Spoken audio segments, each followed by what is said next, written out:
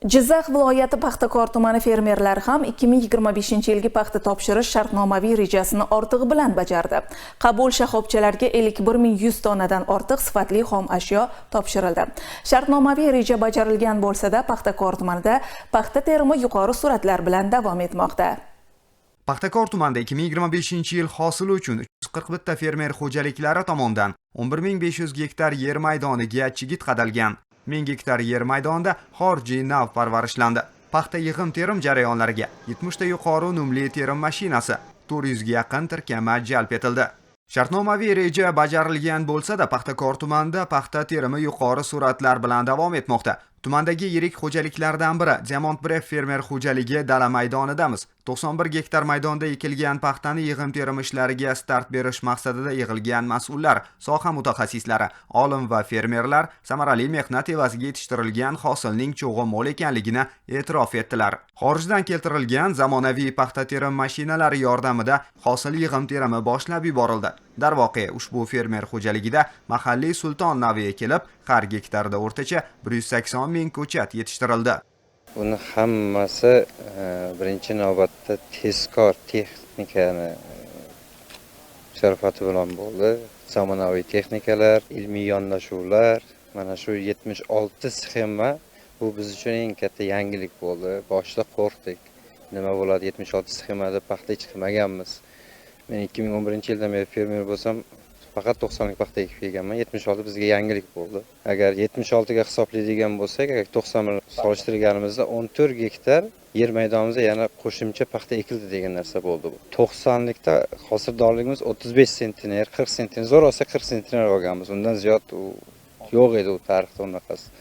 Hozir biz 85-90 sentinerda gapiryapmiz. Bu 2 barobar degan gap. Ilmiy yondashuv deyapmiz. Bu ilmiy yondashuv juda katta gap bor ekan. Shu olimlarning gapiga, shu katta mutaxassislarning fikri bilan maslahatlashib paxtani ekdik. Mana Alloh berdi. Hosildorligimiz 90 yil olsak, kelasi 120 olaylik. Yildan yilga yangilik qilaveraylik. Ishonch oshyapti.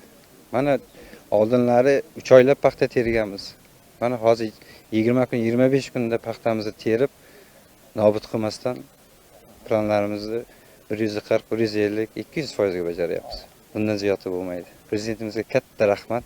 Shunday shart-sharoit yaratib, zamonaviy texnikalarni olib kelib, shu qishloq xo'jalikka e'tiborni juda katta qaratdilar. Prezidentimiz buncha harakatlarini biz oqlashimiz shart deb o'ylayman.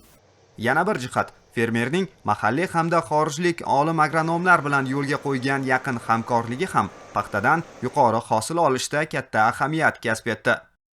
Keyingi yillarda mamlakatlarimiz o'rtasidagi munosabatlar juda tez rivojlanmoqda. Shu bilan birga hammaga ma'lumki, Shinjon Xitoyda paxta yetishtirish bo'yicha eng yirik hudud hisoblanadi. O'zbekiston ham paxta ishlab chiqarishda juda yirik davlat. O'zbekiston va Xitoyning Shinjon hududlari iqlimi juda o'xshash. Shu sababdan mamlakatlarimiz o'rtasidagi hamkorlikning rivojlanish istiqbollari juda katta. Paxta sanoatidagi hamkorlik ham tez sur'atlarda rivoj topmoqda. Hozirgi vaqtda bizning akademiyamiz O'zbekistonning qishloq xo'jaligi vazirligi bilan yaqin hamkorlikda ishlayapti.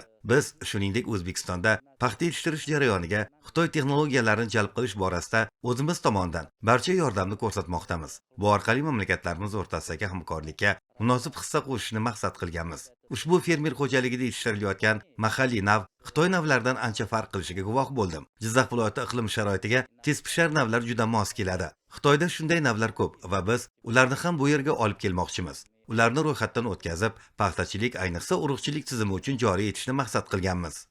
Paxtakor tumani kabi Jizzax viloyatining qolgan hududlarida ham paxta yig'im-terim ishlari qizg'in davom etyapti. Bu yil Jizzax viloyati bo'yicha 290.680 tonna paxtani yig'ib-terib olish mo'ljallangan bo'lib, uning 80% dan ortig'i maxsus terim mashinalari orqali amalga oshirilmoqda. Ular 112 ta otryad tarkibida faoliyat yuritmoqda.